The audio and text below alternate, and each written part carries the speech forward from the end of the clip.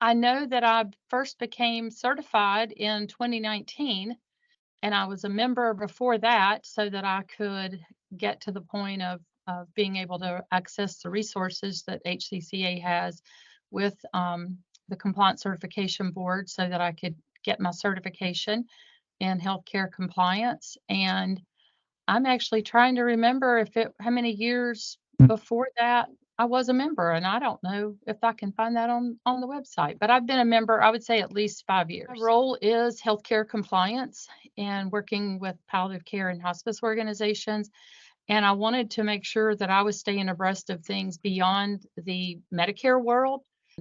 I probably spend as much time worrying about cybersecurity breaches and those kinds of things as I do Medicare issues, but wanted to look to see and came across HCCA and just in an internet search and looked at it and thought, wow, there are a lot of great resources there.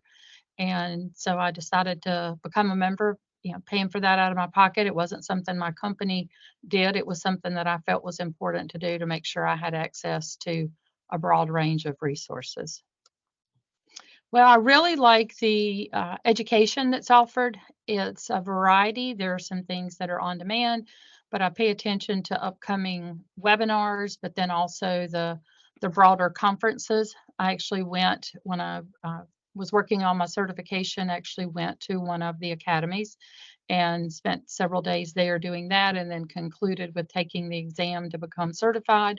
Thankfully, I've passed on that first try, but found that to be very helpful to engage and to really expand my knowledge beyond just what I had lived in for so many years. But definitely the education, I find the webinars and the academies to be affordable. I like that HCCA by default had to convert to a lot of online virtual. But at the same time, even though the public health emergency is over, HCCA has chosen to keep some things virtual. By being virtual, I can pop into the sessions that I'm able to attend, and that gives me a lot of flexibility to make sure I'm getting that. So I really like that. And then I participate in some of the forums and have signed up for different ones. When I was working on my exam, I signed up for that study group. And even now, though I've had my certification for several years, I still tune in to what they're popping in the study group because they're sharing resources. But then I also tune into the HIPAA one, the compliance officer of one is a good forum because I do have several organizations that I work with that do have that department of one. And so things that I can learn from them. But I really do find those helpful. And then there are items that people share through the forums that get posted on the HCCA website, and I'm able to go in there and look at those and, bind some of the publications that are available, taking advantage of the Compliance Today magazine that I get. Getting that every month has been good. It's an opportunity to page through and just look at things when I get that. And so that's been very helpful.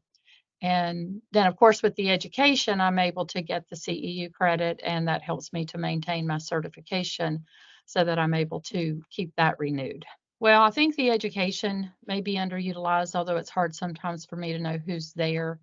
I really think that the forums give a lot of good information. It's an opportunity to get those real world examples. If I'm having a problem with a, question, is this a HIPAA incident, a HIPAA breach? If I'm thinking about auditing and monitoring for billing, I can go out there and pop out that question and people are good to give feedback. I participate in a lot of listservs nationally, and sometimes there's hardly little interaction, but with those I find that people do. And so I would encourage members to just really get in there and to explore what's there. We think about the education because we get great emails from HCCA about what's there. And if we're signed up for the forums, we get those communications. But to really go out there and see what else is out there is not always something that we make the time to do. And that's really what it is just making the time to get out there and see what's there.